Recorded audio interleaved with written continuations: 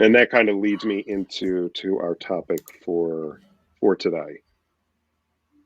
Oh, Yeah. So I wasn't recording that first part. Um, but the idea of making data-driven decisions. It's it's something that's a cliche. Another cliche I think is data activation. And like the cliches have their roots in like something actual, tangible things that you can do, and not just fluff words. But what I want to dig into is data activation, making data driven decisions, um, and do a few episodes discussing what it means and how you get there. Um, because we've talked several times about sales coming in and throwing buzzwords around, and activating your data and making data driven decisions. But what does it actually mean to do that? What does it mean to activate data? um, and how much of that conversation that's happening now is real versus hype? it's such a timely, pertinent conversation. Jen and I were talking this morning that in so many organizations, digital analytics isn't seen as real analysis. And we kind of started digging into that. And I think a big reason for that, whether we call it data activation or aligning with business needs, is that so often it's the opposite thereof. That we lack any kind of sense of what is happening in the business, and so there's actually very little quote activation of the data happening. But from my perspective, the data is there for a reason. It's there to inform some kind of strategy. It's there to inform product development. It's there to inform product design, um, in order to create better experiences for customers. I mean, the data has a purpose. We're not just collecting the data to say we collect the data. I think a common trend that we've talked about is that so much of analytics has been done for the optics of analytics. So we're Mm-hmm. collecting data to say we collect data.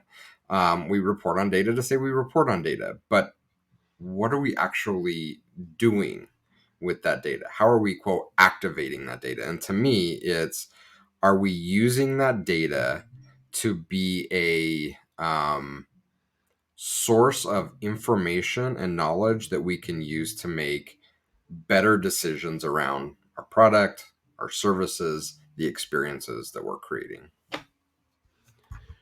So, what kind of forms does that typically take, in your opinion? Where have you seen organizations succeed or fail, or just have the optics of doing something like that?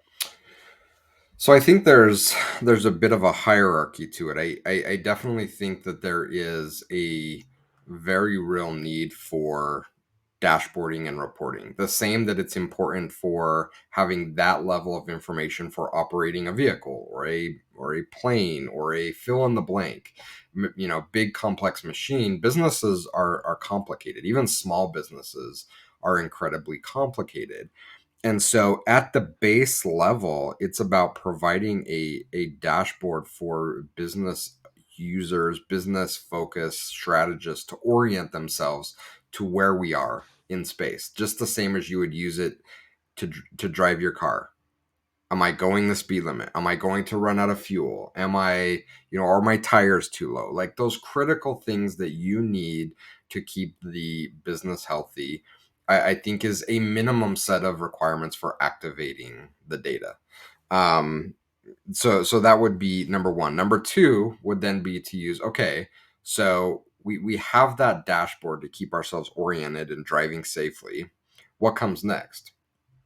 Well, there's a couple things. One, if we have problems in the business, we need to be able to analyze it and detect it the same you would with a car. So not everything shows up on your dashboard. On your vehicle, you may get errors and warnings or other symptoms of something wrong. So you need to do analysis to better understand, why are customers having a difficult time purchasing our product? On the flip side, we could take a more proactive approach to that analysis and insight and look at things that are critical to our business. We sell widget A. We want customers to give us money for widget A. So how can we make that easier for them to do that? Which leads into really the third pillar, and that's optimization, recommendations, personalization, whatever we want to call that umbrella of using the data to inform a better process for selling our product. And I'm going to pull up, hold on, I got to pull up LinkedIn. So I was chatting with Randy Zwitch about this yesterday, and he summed it up so beautifully. Oh man, where is it? There needs to be a better way to find content on LinkedIn. Well, I'll find it eventually. But the idea was, oh wait, here it is. Okay, so he said, so speaking of optics versus actually enabling the data to do something, activating the data, whatever we want to call it. Lots of companies that we've had the ability to see operate over the last decade from again, optimization, recommendations, whatever we want to call that tier, take a very optic driven approach to it. Oh, look at our new AI powered software that integrates with our audience solution and has all these auto recommendations that are in our backend data lake that then in reality, most businesses, and Randy said it this way, we should just find the most obvious way to show people what we sell and let them give us money. It's a great use case for activating data, right? We sell product A. We should make it super simple for customers to find product A and then give us money for that product. So that's kind of how I think about the tiers or hierarchy of data activation. You start with the basics that you need to safely operate the business in some sort of reporting or dashboard. You move into an area where you can have the ability to do deeper assessments and analysis of the data, either to problem solve known problems or uncover unknown problems, being proactive in your analysis. And then that feeds into creating better experiences for your customers that make them delighted to do business with you, and it's easier for them to find your product so that they can give you their money. Yeah. And I like how the pillars that you broke down there. And as you were going through them, I thought of two different types of organizations I've run into throughout my career. There's one that gets stuck on pillar one, which was dashboards. Is the information available? They get stuck there because I build a dashboard, it's scheduled to go out, it goes out to everybody, and then they don't move forward. Either there's too much information on it or whatever. They don't move beyond just distributing the information. And then the other group is they dream of the real-time data-driven optimization, right? Like when a customer comes to my site, I know their lifetime value. I know the categories of products, the affinity for product categories. I know all of that, so I can fine tune a landing page to make sure they any kind of friction gets removed to move them along. They get stuck and in kind of dreaming about that and not move it forward. Yeah, and I think a big problem with it is that companies often don't have the expertise to define what that path looks like. They're lacking any kind of leadership or vision to put that in place, and so the reporting dashboarding kind of becomes the catch-all. And I'm sure you've seen this. In fact, I worked with a company a while ago that said, "Hey, we're having a real challenge in the business of having our employees understand the overall health of their department and the business as a whole. Can you help us?" And one of the first things that I uncovered is every day they sent out a dashboard to about 20 different people, so department heads and executives in the company. That was an Excel spreadsheet that was something like 28 columns wide by something like 70 rows deep. I'm like, how in the hell is this ever going to be useful? And so if that's not useful, how are we ever going to get to the next layer of doing more proactive troubleshooting or analysis to become more efficient in how the business operates, where we're never going to get there. Yeah, I've totally seen that. There was one client I was working with 12 years ago or so, right around 2010, 2011.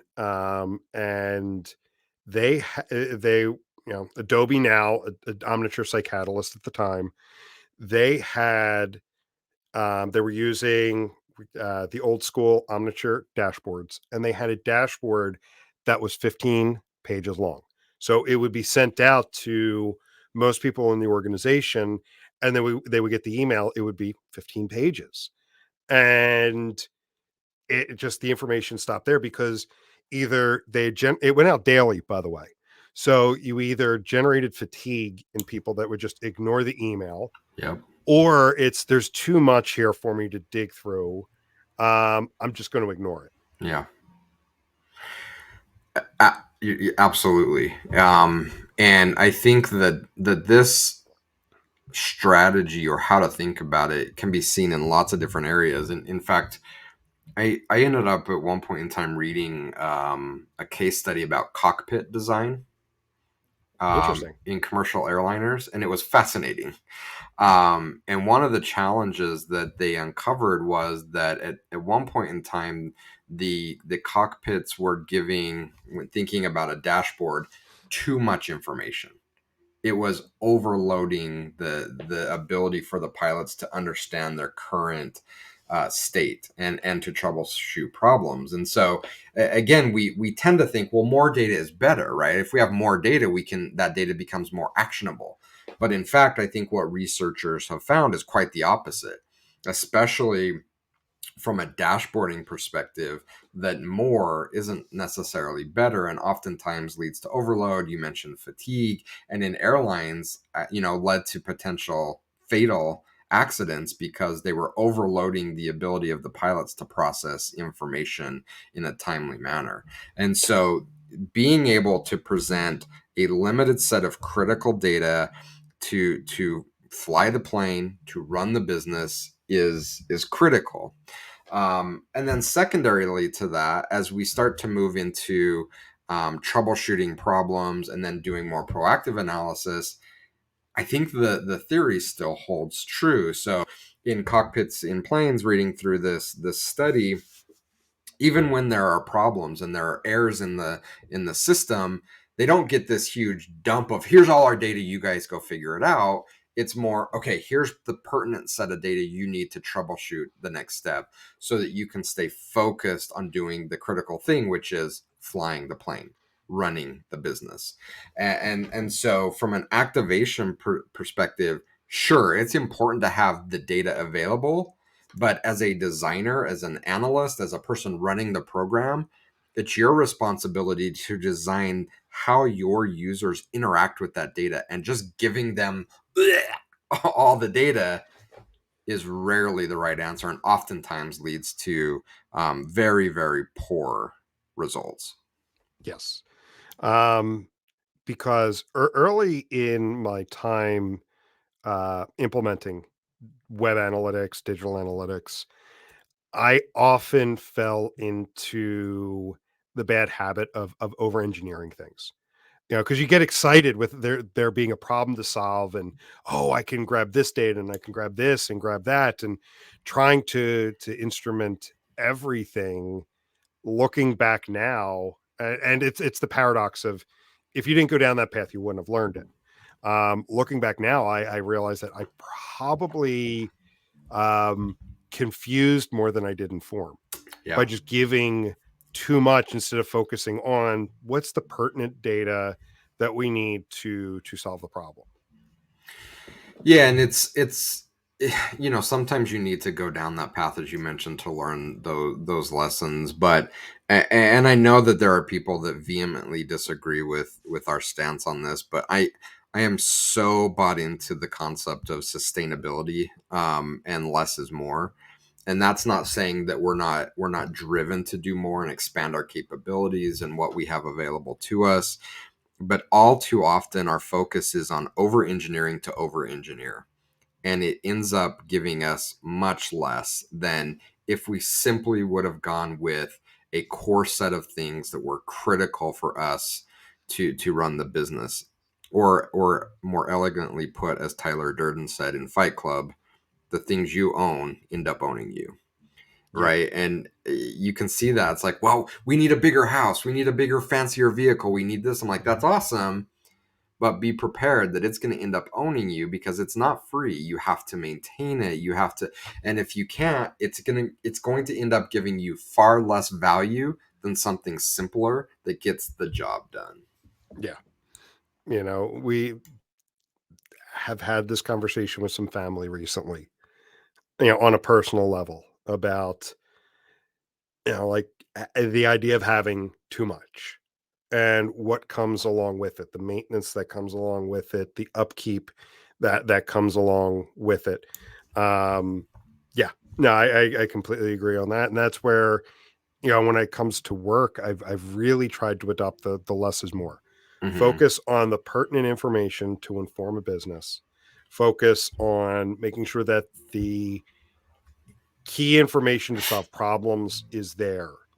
But don't engineer it, because then, going back to where we were talking about with those 3 pillars, they don't move beyond that first one. Mm-hmm. They just they hit this paralysis state because there's so much information. Yeah. There's so much to do. It's, where do we start? We don't know where to start, so it's easier just not to start. Yeah, you're absolutely correct. And I think we also need to empathize with our colleagues that are trying to build and run optimization practices, because oftentimes they aren't the ultimate decision maker, and oftentimes they've assumed responsibilities that they're now having to figure out. And just think about how difficult that conversation is to say, CMO or whoever you report up through, I know we were spending $300,000 a year on licensing for our analytics platform, but we really want to focus and get really good on these 12 data points.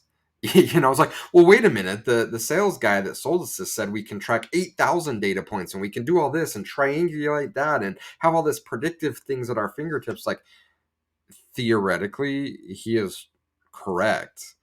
In reality, that's not working here. We can build towards that grand vision, but why can't we just start with something simple that actually works for us? So again, kind of that optics is there that has to be balanced. And that's exactly what I was going to say. This is where the optics come in.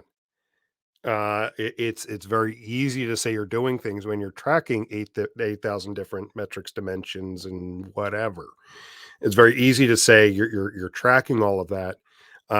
It's easy to say you're doing something, but like, are you actually doing anything with it? Because that actually makes me think of another client a long time ago, where we went through this massive re-implementation, and like, it took months.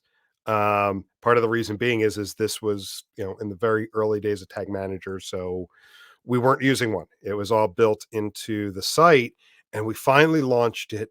Everything is looking great, and the next question is what are we going to do with it? We're going to build reports. Okay, great. What are you going to do with the reports after that? I don't know. It goes off to my boss, to my boss's boss, and my boss's boss, and eventually they'll come up with some kind of idea. And then at that point, it's like, well, in many cases, the opportunity is lost.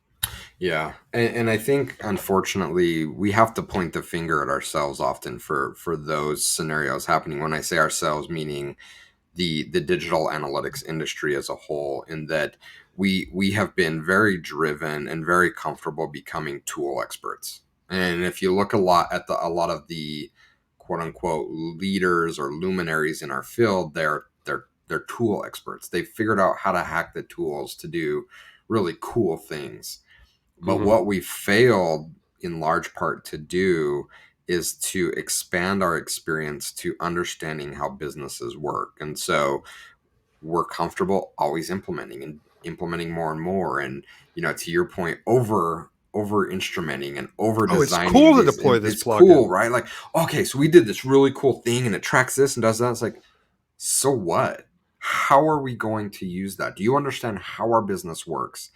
And that's why a lot of times we never get past the reporting stage, is because we have people that don't have any understanding of business, either don't have the motivation or don't feel empowered to learn about the business, building reports that oftentimes are meaningless for the people that are consuming them, because you're asking someone that has no clue how to run a business to build a report to help run a business.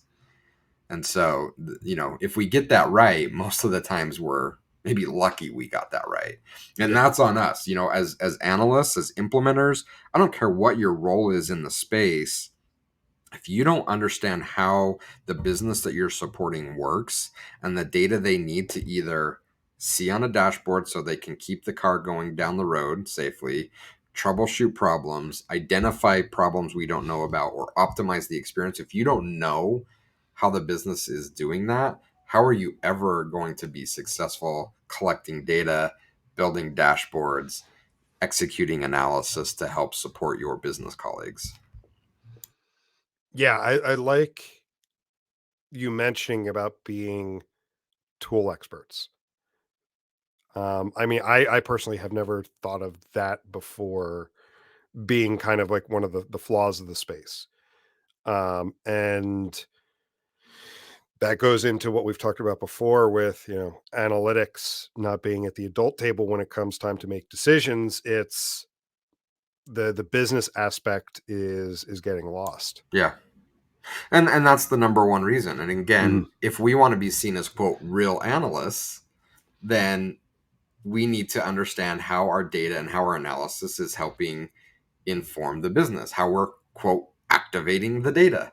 And until Mhm. then, we're going to be stuck at the fold out card table at the end Yeah. of the adult table. We're never going to get out of that until we get comfortable with building deeper understanding of how businesses work, so that when we're activating the data, we're activating it in such a way that it's meaningful to the decision makers, and not just, that's interesting or nice to know. We don't want to be interesting or nice to know.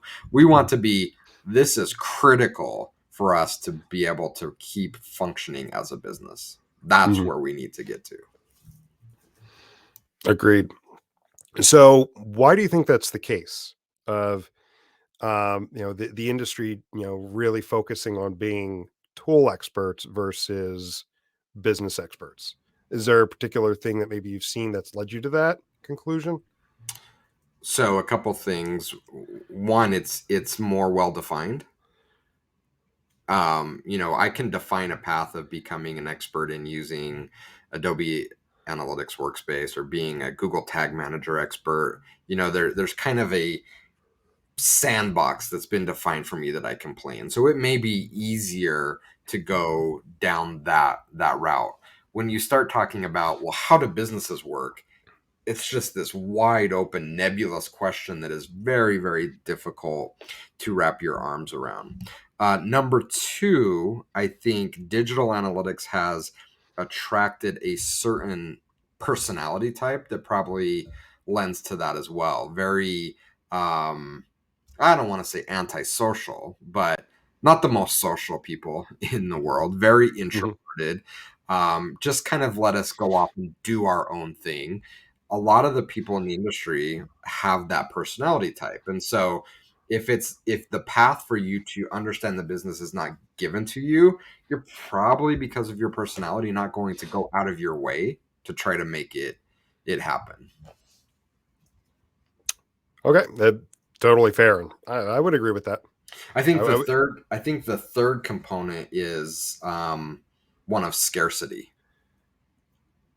Interesting. In that, I mean, it there is a general scarcity of digital analytics experts. And when there's no scarcity, you have to have intrinsic motivation to become better at what you do. Because if massive company A is hiring me to be an analyst, and I half-ass it, and they're finally like, you got to go, dude. All right, someone else will hire me for more money. And absolutely they will. That is absolutely happening. So I think this concept of scarcity of resourcing has made it easier for people to feel comfortable in where they're at, and not continue to up their game. I can't remember if you and I were talking about it Like the concept of these elite athletes that are at the top of their game, have won 10 championships, still aren't satisfied, and hiring coaches and nutritionists to make them better and better and better. We don't often have that mentality. It's like, Mhm. so what? I'm gonna win anyway because there's no one else playing the game.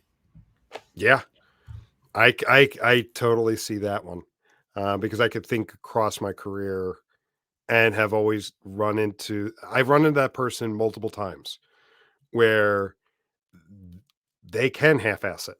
They can barely scrape on by, and there's no fear. Yeah, There's no fear. And I mean, there's no fear and there's no drive. It's I'm good. I can always make more. yeah, and again, I think that can only come from within. Because at least right now, because the way that the landscape is set up, it's absolutely true. Like, let's say you're a manager of web analytics at massive company A, and you get fired because you're just not you're not progressing. There is a very, very high likelihood that you're now senior director at massive company B. And if you get fired there because you don't do anything, there's a very good chance that you're now VP of analytics and data at massive company C. Mhm. So that's not it's that motivation isn't going to come from externally because there's competition for you being the best. It's that competition has to come within. And it just seems it is lacking in our industry, and we've joked about it from time to time. But back when conferences were a big thing, people would say, "Are you going to this conference this year?" I'm like, "I went to it 5 years ago, so maybe in 5 years I'll go again." But for the last 5 years, the sessions have all been the same. Like, we're not progressing. So call me in 5 years when we've maybe moved a little bit down the road. And that's not, I don't want to paint that is everybody. There are absolutely outliers in our industry that are pushing for better and better, and to be more sophisticated, more aligned with business outcomes, better at, quote, activating the data, our topic today or for the month. That is absolutely happening, but those are outliers. If you look at the fat part of the curve, we're coasting. We're just kind of going through the motions, and there's no external pressure to really force us to do otherwise. Mhm. And to pivot the conversation a bit, I think we can then also make the leap in saying that also leads to a lot of the salesiness that goes on. The talking in cliches, the talking in hyperbole, the talking in the terms of just do this. What we have talked about so many times before, I can see what you're describing as leading to that. I can just come out with a bunch of buzzwords and I'm secure in my job for another 3 months. And not only buzzwords, actual decisions to buy more. Mhm. Absolutely. So if I can say, well, I've bought this fancy new thing and we're going to implement it over the next year, it's like, okay, well, then I was successful. And we see this happening a lot. We see companies talking about these incredibly complicated MarTech stacks with all of this data integrated with all of these sources. And you go to them and you say, can you talk to me about your conversion rate? And they're like, no, I don't know. We don't know. I'm like, yeah.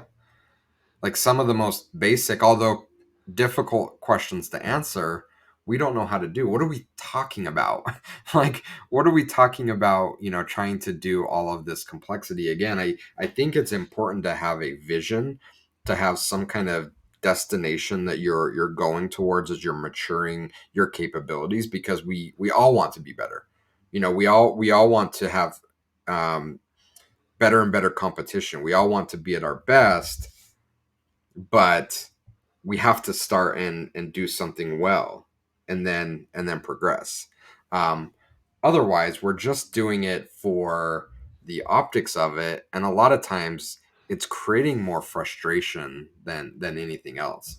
I guess an analogy that I would draw from it is, I'm trying to play chess, um and I could play 100 games a day against like a 2,000 rated player, I'm going to lose all 2000s of those games very, very badly and not learn much at all. But I have the optics of, ooh, I'm playing like a top player.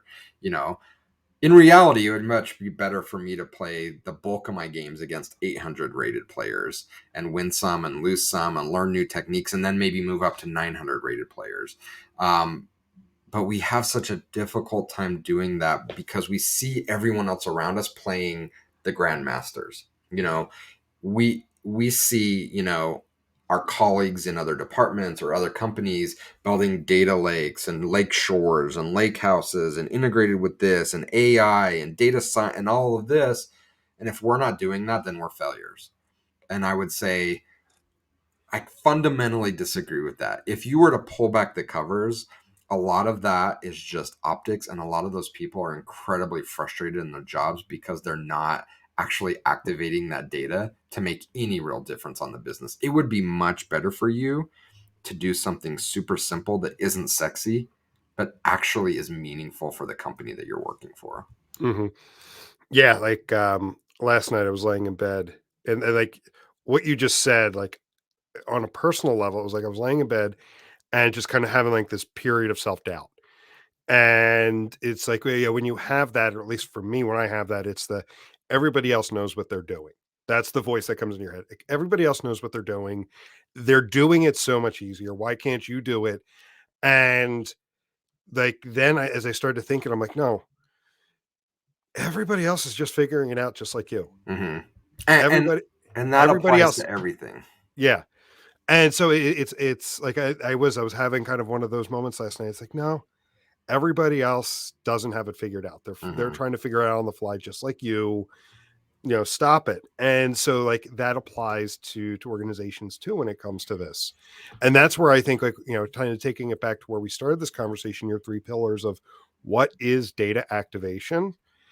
Like that third pillar of optimization, being able to optimize in the moment based on data that is available.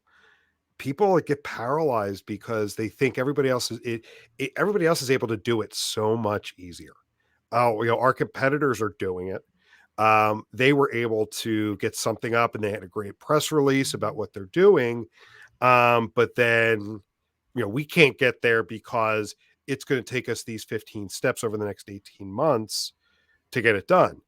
Well, what you're seeing is either that your competitor either half-assed it and just put out a nice press release, or they've been working on it for the last 15 months and have reached that point. Yeah. It's so true, and we all need to remind ourselves, whether we're in analytics or we're an athlete or we're an accountant, that holds true for everything. You know, we Mhm. we think that everyone else has it figured it out. Why are we struggling so immensely? We're all trying to figure it out. We're all at different levels of trying to get better at what we do, and I think it's unfortunate that we lack the um comfort to be transparent about that.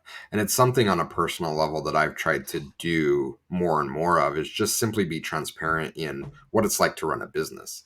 Because if you read all the business gurus on LinkedIn or Twitter or whatever, you know, you read that and you're like, oh, they're so good. They have it all figured out.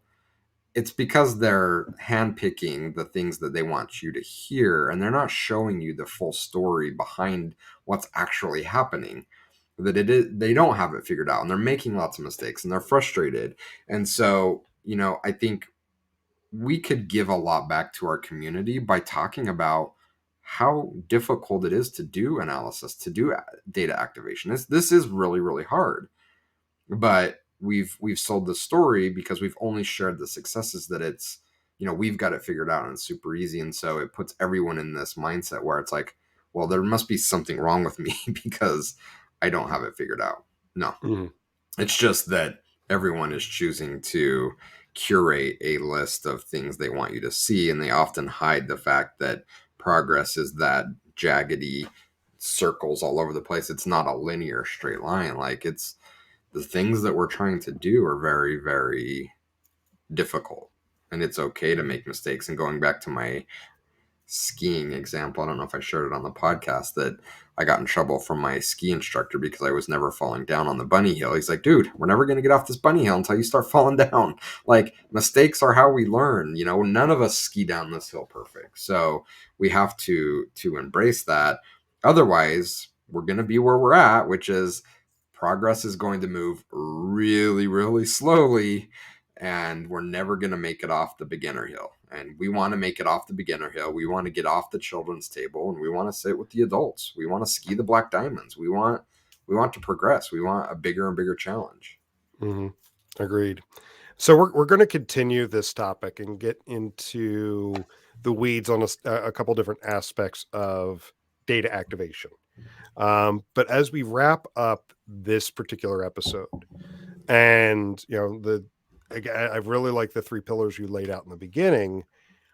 What is one takeaway from all of this? I mean, I think I have one based on our conversation, but I'd like to hear from you first. What is one takeaway that someone listening to this and wanting to make sure that their team, their business, their organization is focused on data activation? What could they start with? Go figure out what your business does.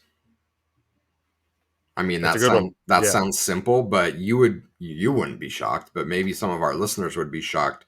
The number of times I've asked that question to implementers and analysts, and they give me the shrug of the shoulders. I don't know. I think, well, we sell this product. I'm like, no, it's more than that. Like, what does your business do? I don't know.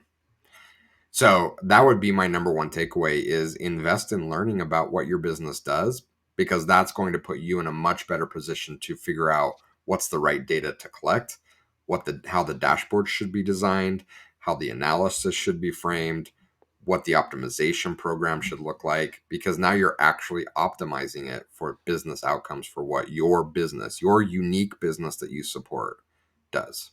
Mm-hmm. That's a good one. I like it. Mine is simplicity. Simplicity doesn't mean lacking. People have made it out to be like, if my dashboard is simple, it doesn't have any value. There is tremendous value in simplicity, whether it's, making sure that whatever you're doing is easy to maintain. It's easy to build. It's easy to get value out of. Keeping it simple. Don't fall into the trap of, oh man, it'd be so cool to implement this, whether it's actually going to be used or not. I like that one a lot, because I think that applies to life in general. I know a lot of people that have a lot of fancy cooking equipment. Give me a really good knife and a nice stove.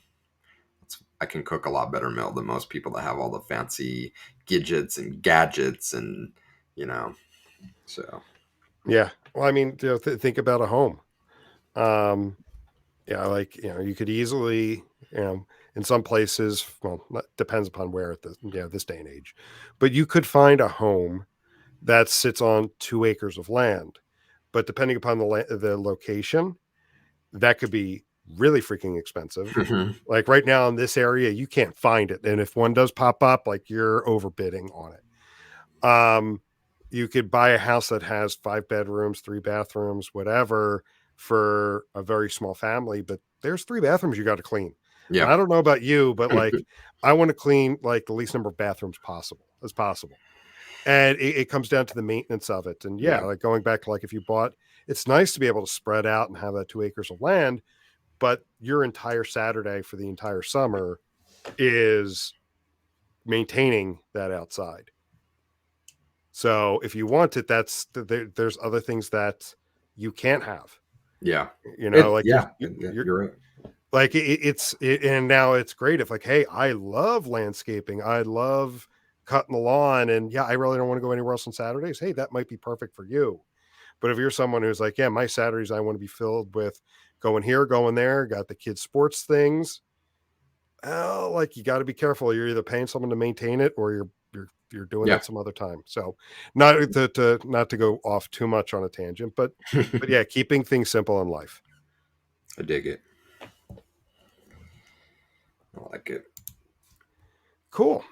All right. So kind of focused more on the the intangibles of data activation this week, but I think it sets the table very nicely, because I think like some of the things that we talked about there, especially like those two takeaways, Yeah. if you don't have those, what I want to get into next is going to not necessarily be the easiest. Yeah.